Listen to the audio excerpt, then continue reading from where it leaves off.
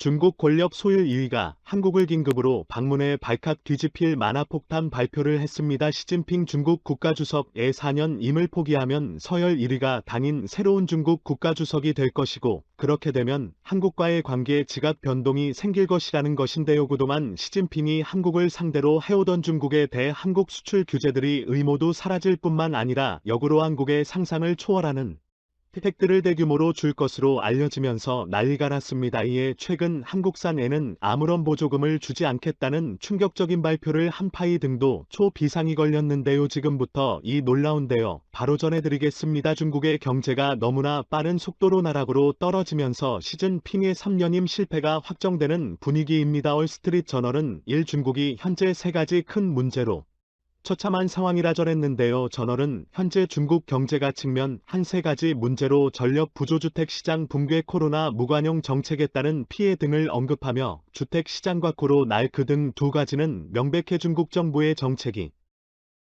기전엔 결과라고 지적했습니다. 중국의 경제 성장률에 처참하게 추락하는 것은 물론이고 중국 정부가 가장 신경 쓰는 것으로 보이는 고용지표도 악화했습니다. 중국 청년 실업률은 7월 19.9%였습니다. 전체 노동 가능 인구가 줄어드는 상황에서도 악화됐다는 것은 중국 경제가 얼마나 최악인지를 적나라하게 알려주고 있습니다. 중국 정부 공식 통계에 따르면 2021년 15세에서 64세 이르는 생산 가능 인구는 400만 명 감소했습니다. 하지만 청년 실업률은 2011년 13%에서 2022년 중순 20% 부분으로 급증했습니다. 경제위기의 충북의 상황은 상상 그 이상입니다. 최근 중국 전역에서 공사가 중단된 아파트가 급격하게 늘어나기 시작했고, 이쯤인들도 은행에 담보 대출금을 갚지 않겠다고 폭탄 선언을 한 상황입니다. 중국 은행들은 대출에 준 돈을 받지 못하고 중국인들은 살 아파트가 없고 그야말로 최악의 상황인 것입니다.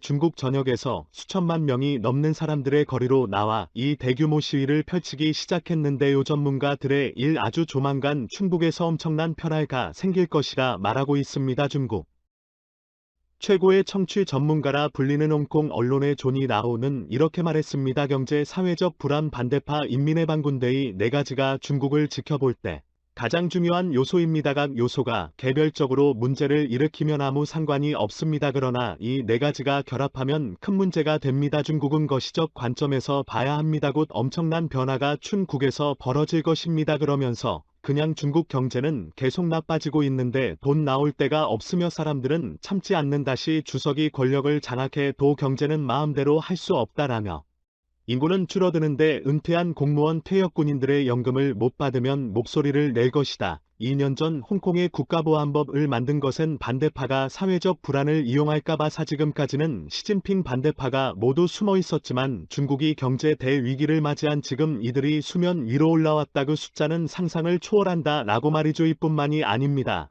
오씨는 중국 내 쿠데타가 일어날 수 있다고 도전했는데요. 그는 특히 군은 매우 잘 조직돼 있고 단체 행동에 나설 수 있다. 지금은 시 주석이 군도 강력히 착하고 있지만 군은 힘에 충성하는 것이고 힘은 돈에서 나온다. 그런데 시진핑 정부는 이미 톤출이 완전히 막혀 버렸다 전해집니다. 또한 그는 중국 경제가 안 좋기 때문에 기업은 돈을 해외에서 벌어야 하는데 미국이 중국 기업을 체제 군의 돈 출이 막힌 상황에서 군이 탕이 충성 알 리가 없다. 군도 힘과 돈을 따른다 전했습니다. 중국의 쿠데타를 확신하고 있는 것인데요. 이 시진핑도 이러한 중국 내 움직임을 간지한 것으로 보입니다. 조만간 열릴 탕 대회에서 자신의 3년임을 포기하고 국가주석 1인자 자리를 1, 2 장수에게 넘길 것이라는 소식에 천해지고 있습니다. 시진핑의 좌총용이라 불리는 리잔수 1959년 8월 허베이성 핑상에서 혁명원로 자제로 태어난 리잔수사 하얼빈 공업대 학고급 공산관리 석사를 받았습니다. 이후 1975년 4월 공산당에 입당했고 문화대혁명에 진행 중이던 1972년 12월 허베이성 스 자정지구 상업구 판 공식 간사로 공직을 시작했습니다. 이후 줄곧 허베이 성에서 근무하다가 1998년 당시에 당서기 인청회의가 온 눈밖에 나면서 산시성 부서기 겸시 일시서기로 밀려났다가 2003년 다시 해일웅장 송부서기로 이동했다. 2010년 예하겨우 구의저우 성서기로 승진했습니다.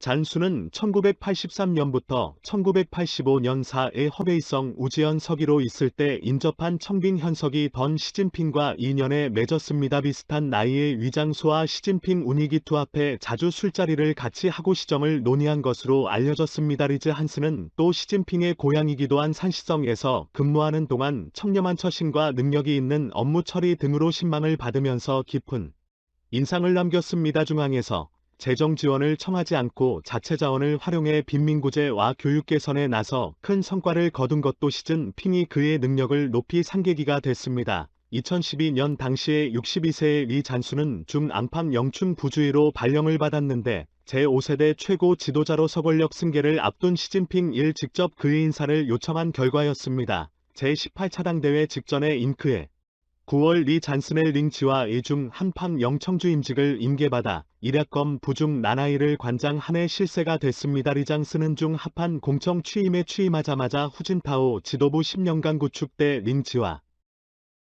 의 세력을 철저히 청산해 시진핑의 국정을 위한 효율적인 중추기구로 탈바꿈시켰습니다. 지난 5년 동안 리 잔순을 신중하고 노련한 일철의 시진핑에 대한 변함없는 충심 완벽한 지시 완수 등으로 신뢰를 고치면서 왕치 3과 더불어 시진핑의 오른 팔과 왼팔로 불리게 됐습니다. 소식통에 따르면 시진핑과 리 잔수의 특별한 관계 때문에 이 시진핑이 자신에게 매우 위험 요소가 될 수 있는 일 리커창 대시 리 잔스를 차기 중국 국가주석으로 만들 것이라 확신했습니다. 그런데 이렇게 시진핑과 각별한 사이인 리 존스가 아무리 시진핑이라도 절대 타협하지 않는 한 가지가 있는데 놀랍게도 바로 한국입니다. 리지 안스는 시진핑과는 180도 반대로 한국을 너무나 사랑하는 친한파입니다. 그가 시1실서기로 부임한 2002년은 중국이 세계 부여기구 WTO에 가입한 해였는데 그는 시안시서 귀로 부임하자마자 이중국의 WTO 가입과 한중 경제협력 심포지엄을 열 정도로 한국과 경제협력하는데 힘을 쏟았고 이듬해 3월엔 직접 시안 경제대표단을 이끌고 서울을 방문해 한국 기업들을 대상으로 시안시 하이테크 산업단지 투자유치 활동도 벌였습니다. 그는 한국이 중국에서 미치는 영향력에 절대적으로 큼을 인정하고 한국 기업들의 엄청난 혜택을 몰아주는데 한국에 감사함을 표했습니다. 중국 동포들이 모여 사는 일웅장성에서 부석이 성장으로 근무할 당시에도 한국 기업 투자 유치에 적극적이었습니다. 2006년엔 한국 매체 특파원들만 특별 초청에 인터뷰를 했을 정도로 그의 한국 사랑은 대단히 유명했습니다. 당시 리 잔수를 직접 인터뷰했던 최영규 현 뉴스핀 베이징 특파원 1, 리 잔수는 한국 기업 투자 유치에 대한 기대가 컸다.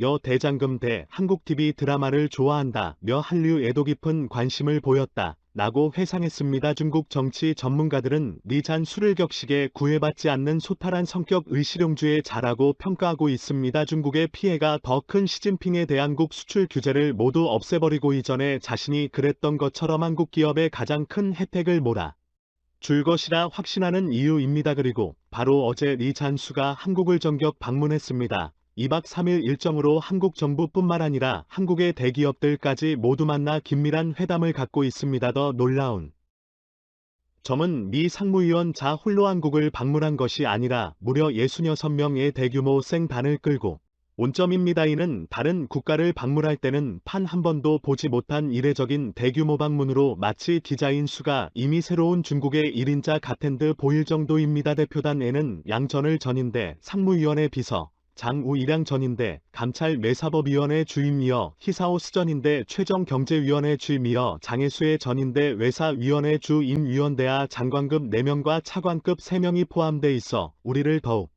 놀라게 했는데요. 해외 주요 외신들도 한국과 새로운 중국 1인자의 밀월 관계에 대해 집중 보도하기 시작했습니다. 특히 파이든 행정부가 엄청난 질투를 하기 시작했는데 바이든 행정 분할 지난달 미국 여당 서열 1위의 낸시 펠로시가 한국에 방문했을 때는 의전 인력이 아무도 나가지 않아 의전 올 때를 했는데 중국의 새로운 일은 제가 한국을 방문한 이광재 국회 사무총장이 직접 공항에 영접에 나오는데 안 할 리가 낫다. 며 한국을 도발하고 있습니다. 그러면서 바이든은 제조업의 미래는 미국 것이라고 외쳐대며 한국이 강하게 항의하고 있음에도 전혀 사과하거나 한국 차별 정체를 바꿀 단일의 가능성조차 없애버렸습니다. 오늘도 감사합니다. 최고로 멋진 하루 보내시길 바랄게요.